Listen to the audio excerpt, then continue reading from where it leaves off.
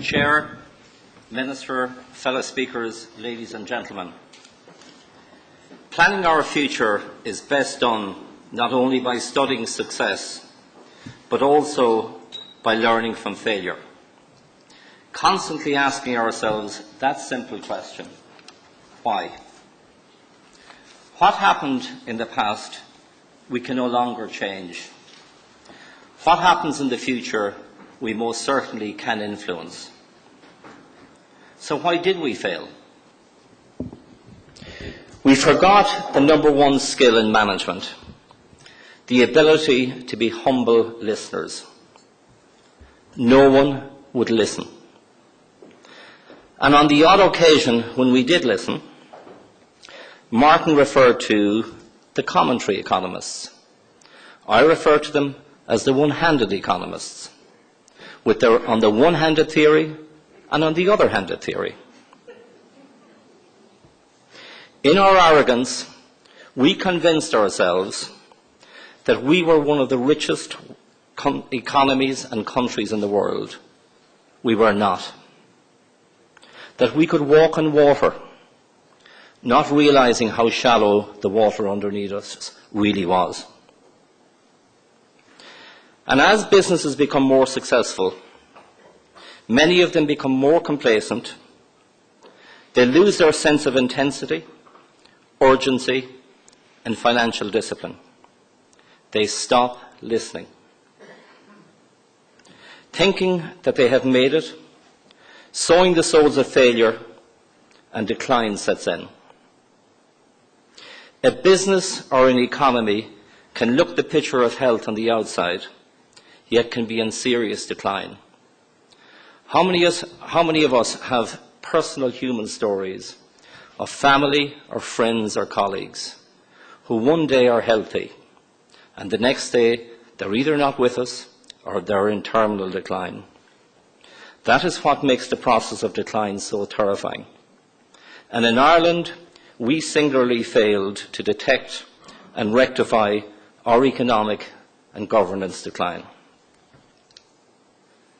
Our government was obsessed with the need for positive and favourable headlines. Public servants adopted the attitude of bridge crossers. We will cross it when we have to. No one planned for Ireland's long-term future. Leadership involves ruthless and honest telling of the facts and requires more of a listening and learning style rather than a knowing style. A knowing style of leadership gives rise to arrogance. And when combined with denial, fact-based dialogue disappears. When we needed pragmatism, we had too much fear and panic. The very moment we needed to take calm, deliberate action, we did the opposite.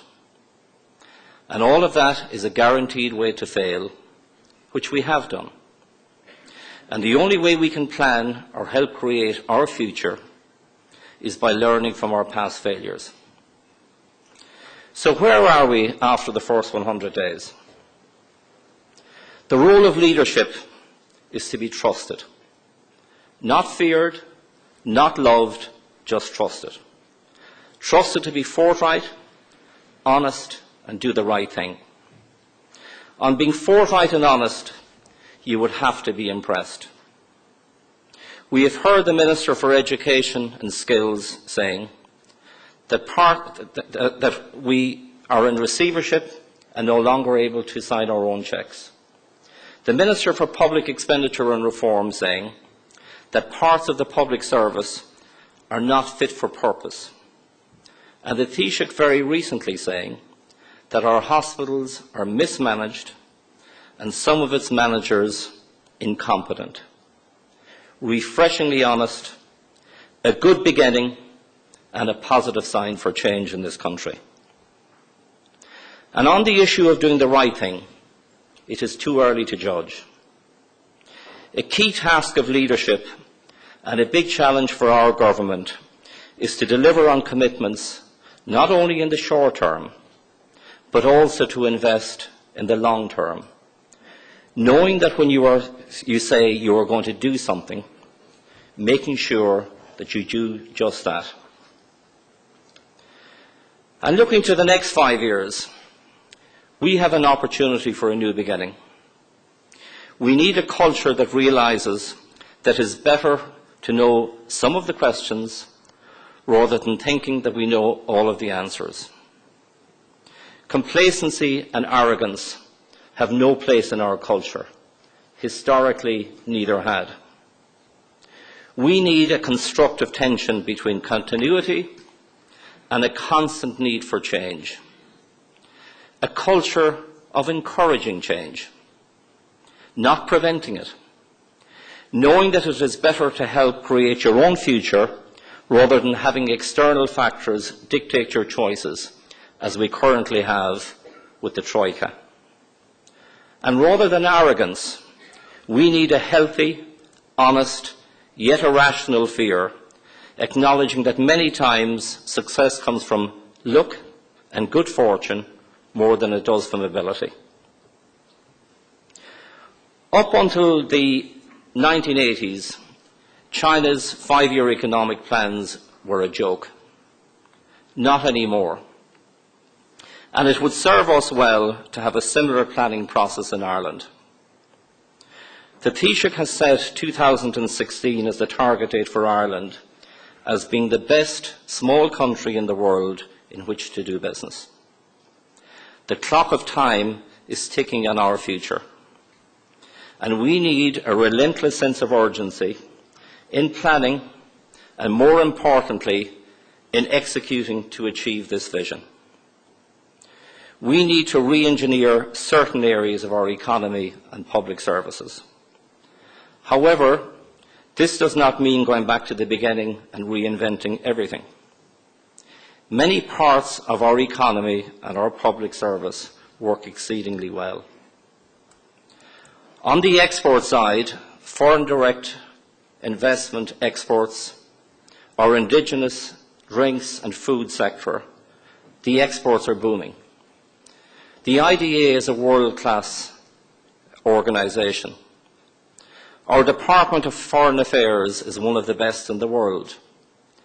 And who would not have been proud of the way our public sector and its services and civil servants went about organising the recent trips of the Queen and President Obama. We can do it, and we need to do it. However, many parts of our public service have come in for criticism, and rightly so. Not only are they not open to change, sections of it have openly blocked change. The only reason why you and I, as citizens of this country, have public services is to serve us. That is the job description of a public servant, to serve the public. Nothing more, nothing less. And in order to truly serve the citizens of the state, public services have a fundamental responsibility to change, to do much better with much less, and help make Ireland an internationally competitive economy again. And on that issue, why in the Greater Dublin area, within a radius of 30 miles, do we require 9 third-level institutions, each with a president, deputy presidents, registrars, heads of college, heads of finance, heads of function? And yet, in the state of North Carolina in the US, they have one university that operates off of 16 campuses. And Martin and I are going to disagree on this issue. We claim we have a world-class educational system. We don't. We have 34 local authorities in this state. Again, all the duplication of managers, assistant managers, head of plannings, head of every department. Why do we need that? For a country with a population no greater than the Greater Manchester area,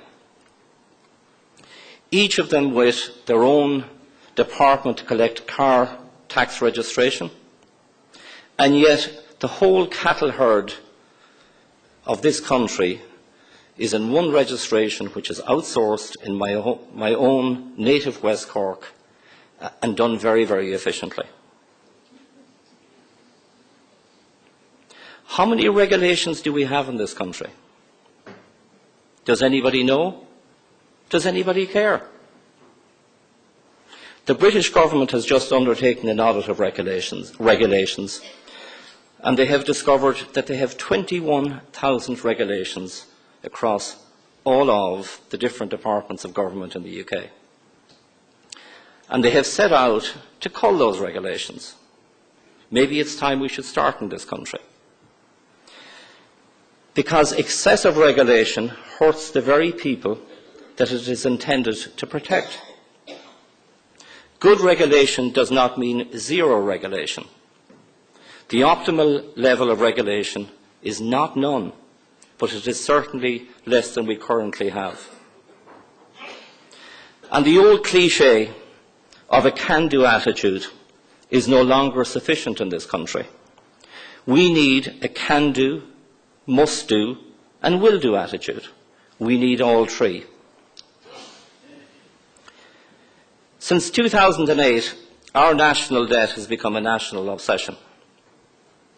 It has been a time when anger and retrospection prevailed over optimism and the future. Last Thursday's EU agreement, for me, was a eureka moment.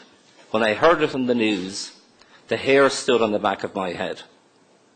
And it is time for me and for everybody in this room and for everybody in this country to move on. Our new national economic obsession should be the other variable in the debt to GDP equation, growth, which means jobs, jobs and jobs. We say that our most valuable asset is our people, but do we really mean it? Because if we do, let's wake up to the fact that we are wasting 10% of our nation's most valuable asset. Our number one priority and focus must be on creating jobs and getting our unemployed citizens back to work. While very good at it in the past, it is not the role of government to create jobs. Government's role is to create a cost-competitive environment in which the private sector can create those jobs. This will require significant change by all of us in our attitude to costs and the cost of doing business in Ireland. Our unemployment is structural. It is not cyclical. And structural unemployment is a much more difficult problem to fix than cyclical unemployment. And this has resulted from the loss of international competitiveness and an unbalanced, unsustainable economy, which was overly dependent upon the construction and financial services sectors. Ireland's international labour competitiveness declined by over 30% between 2000 and 2008. We paid ourselves too much, but nobody would listen. And during the 80s and 90s, we solved our international competitiveness problem by two currency devaluations. We are now in a monetary union, and realigning our costs through currency devaluation is no longer an option for us. And the only way we can devalue is through an internal devaluation. And that means flexibility of labour, lowering labour and all other costs, and attacking waste across all sectors of the economy. Doing an awful lot more for an awful lot less. And to me, that is the real smart economy. On a positive note, we have made very significant progress since 2009, and we have regained nearly half of our labour competitiveness. And in the first quarter of 2011, our overall costs came down again by 2.6%, whereas the Eurozone average increased by 2.3%. And for any of you who were into maths in school, compound interest is a great thing. And if you and I start out earning the same amount of money at the start of a decade, and you pay yourself 2.5% increase each year, and I pay myself 5% increase each year, at the end of the decade, I am 24% more expensive than you are. That's what happened in this country in the first decade of this century. And that's what we can do. And in reverse, we can restore our competitiveness. So what I would say is good, positive developments, but it is still very much work in progress with a lot to do. And the competition for jobs worldwide has never been greater. And it's not just from China. The US and Britain are now amongst our strongest competitors for jobs. The British have set their sights on attracting increased foreign direct investment and are progressively reducing their corporation tax rates. The US economy has returned to its 2007 pre-crisis levels, but there are now 7 million fewer people working in the US economy than there were in 2007. The US also has a jobs crisis. And President Obama set up a US Jobs Council, and it has just announced its first 3 recommendations which are to be implemented in the next 90 days. And one of those is attracting foreign direct investment into the US. And I would say that if the level of employment by US multinationals in Ireland is at the same level in 10 years as it is today, it will be a remarkable achievement by the IDA. We are going to encounter very, very serious competition for foreign direct investment. As a consequence, we need to resource the IDA in Asia at the same level as we do in the US. And I'm not talking about transferring the resources from the US to Asia. I am talking about resourcing it at the same level, both of them at the same level. Because we, and those of you from Donegal, from the fishing community, will understand this analogy. We need to go further out to sea to find those new jobs as we go forward.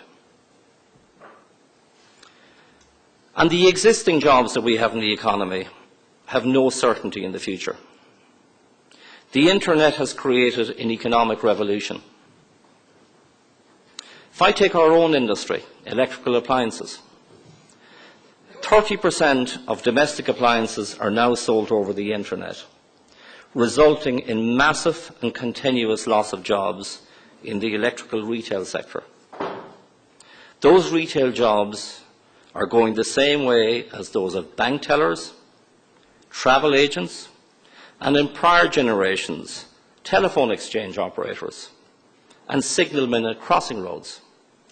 Those jobs are gone, and this time not to China, they are gone forever. The world as we know it has changed, but that has always been the way. In 1800, the US did their first census, and 90% of jobs in America were in agriculture. By 1920, 35% of all jobs were in manufacturing. Today, 10% of jobs in the US are in manufacturing. Yet the US remains the greatest economy in the world. Why? Because it creates and embraces change. A US city that did not embrace change was Detroit. In 1950, it was America's 4th largest, with a population of 2 million, and the highest median family income in the US, built on the success and the backbone of the automotive industry. Today, Detroit is the most impoverished city in the US, with a population of 900,000 people. 40 square miles of the city and 80,000 homes abandoned, And in the capital of the world's automotive industry, 1/5 of Detroit's households do not own a car. Why? Detroit and its people did not want to know about change. And many businesses fail to change while they retain an aging and declining customer base, and in the process becoming irrelevant to a new generation of customers. And those of us who lived in rural Ireland will know that traditionally, retailers stood outside their shop door to pay their respects as the funeral of one of their customers passed by, no doubt thinking, there goes another one of my long and valued customers, but not recognizing the significance and wisdom of those thoughts. Doing business based on yesterday's standards, while easier, is a recipe for failure. As a nation, our choices are: do we want to reach out to tomorrow and participate in writing those rules, helping to create our own future? Or do we want to ignore those new rules, resist change and fossilize? And in making that decision, we need to understand that the world is neither waiting for us, nor do we have an entitlement to success. Achievement has to be earned. And particularly in a world where the lowest cost producer sets the standard for everyone else. So let's look at two American iconic businesses, Boeing and Apple. Around 1970, Boeing laid off nearly 90,000 people, which was 60% of its workforce. And near its headquarters in Seattle, someone put up a sign which read, "Will the last person leaving Seattle please turn out the lights?" Today, Boeing is America's biggest exporter, with a brand that is an icon for quality, technology, and skilled workmanship. And in 1997, Apple lost $1 billion, laid low by bureaucracy, and it was 90 days from filing for bankruptcy. Its founder, Steve Jobs, rejoined as president, and he went cap in hand to Microsoft to borrow $150 million so that Apple could survive. And he set about fixing and rebuilding the business. Today, as we all know, and as our children and our grandchildren know, Apple is an iconic brand. It is the second most valuable company in the world, 14 years after touching bankruptcy. And it is valued at $500 billion. And I repeat that, $500 billion. And it has $75 billion of cash in its balance sheet, which is approximately half of our national debt. What both Boeing and Apple have done is they have earned their achievements. And in the process, they have showed the world that what is not possible today is possible tomorrow, highlighting the need for all of us to reach out to tomorrow. As President Obama said, Ireland's best days lie ahead. The economy that we rebuild must be balanced and sustainable. And the imaginary smart economy that we've all talked about in recent years will not solve our problems, but smart government will.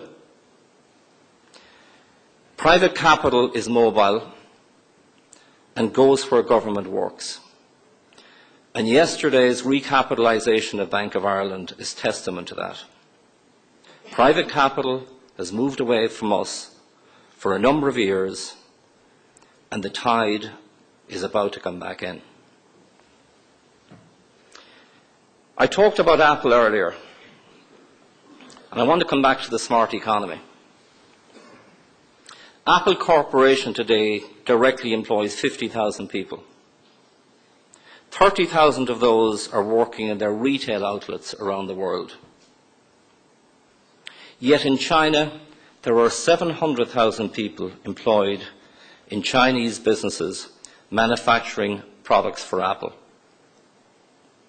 If they were Apple employees, Apple would be the 5th largest employer in the world. Ask yourself a simple question. Are the Chinese or the Americans the smartest in this situation? If we in Ireland want to build a prosperous nation in which we can all thrive, we must build a strong indigenous export-led manufacturing sector. This must be our number one industrial policy, setting out 5, 10, 15 and 20-year targets for the number of people to be employed in this sector.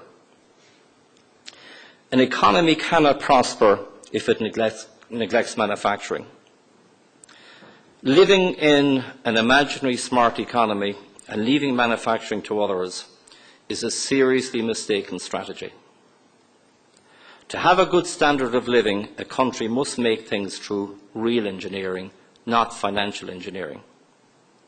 And we need to dispel the myth that manufacturing is not essential to the health of our economy. We need a new mindset and change how we think about manufacturing. However, this does not mean going back to an old-fashioned economy. It means going back to having a real economy. And the importance of manufacturing to the economy is more than just direct jobs and the output that it creates. A 2009 study by the renowned Milken Institute in the US estimated that every direct manufacturing job creates an additional 2.5 jobs. And manufacturing, which represents 10% of employment in the US, 30% of its GDP, represents 70% of its R&D spend. And what that tells you is you cannot have one without the other. When manufacturing is offshored, innovation and wealth which it creates inevitably follows manufacturing. To be successful, research and development needs close proximity and contact with manufacturing. Lose it and you lose process engineering capability, which then makes it exceedingly difficult to develop new products. Today in China, China produces 50% of a new industry. It produces 50% of the world's solar energy panels. Yet the US, where the technology was invented, produces less than 5%. Why? The Chinese understand the economic benefits of manufacturing. They get manufacturing. So should we. And to create jobs, we also need to undertake a fundamental review of our education system. The endless repetition of education is the answer is far too simplistic. In Ireland, 50% of our 30 to 35 age group have completed university or university-type education. The corresponding figure in Europe's economic powerhouse, Germany, is 30%. Yet only 7% of our graduates are engineers, whereas in Germany 37% are. Why? Our institutes of technology should be based on the German guild system and infrastructure of apprenticeships. Teaching process production, manufacturing expertise, shop floor skills, practical engineering, and more enhanced innovation techniques. A career in manufacturing engineering should be seen as a glamorous career. We need to move away from our very expensive obsession of wanting more and more of our children going to university. Our institutes of technology, instead of wanting to become universities, need to go back to first principles and do what they were supposed to do when they were set up. And as part of our industrial policy, we need to place much, much more emphasis on scaling high-potential indigenous companies. We have far, far too much emphasis on start-ups, which have a very high failure rate and a high propensity to sell out their technologies at a very early stage, with the potential jobs and rewards going elsewhere and going to other countries. We need more focus on how we spend our scarce R&D funds. Too much is invested in pure research activities. The real investment needs to be on enhanced innovation of existing technologies. This is where the low-hanging fruit can most easily be harvested, and this is the policy that we adhere to in Glendemplex. And we also need to renew our pride in made in Ireland or produced in Ireland. I was in a supermarket in West Cork recently, and they showed me carrots that had been imported from China, garlic that had been imported from China, strawberries from the United States. We need to go back to made in Ireland or produced in Ireland. And, Minister, on that point, one of our chief executives in the UK has started a campaign for his manufacturing location, which is made in Britain. And we sponsored a design award around Made in Britain. And I'm saying this evening, we will do the same in Ireland. And we need a new logo, as I say, to promote and present this renewed pride and passion for our products and for our people. Shortly, we will have the best capitalised banks in the world. And they will start to lend again. Have no doubt about that. And yesterday's announcement concerning Bank of Ireland was not only good news for that institution, it was a massive, massive vote for confidence, a vote of confidence by international investors in Ireland, its economy, and our future. As I said earlier, mobile capital moves. Mobile capital is coming back to Ireland. And I guarantee you tomorrow's headlines in the newspapers will be retail sales in the first 6 months are down by X%. What they won't tell you is, and we're all now experts on Irish government bond spreads, the spreads came in today by 25 basis points. That's good news. That should be the headlines on tomorrow's papers, because the decline in retail sales is historical. The 25% basis point spread narrowing is today's news, but you won't hear it. We have an awful lot going for us, and the future is ours if we want to embrace it. You and I can influence it, but we are not entitled to it. The Chinese word for crisis has 2 alphabetical characters. One meaning disaster, the other opportunity. That word and those characters have travelled a long way through our civilization.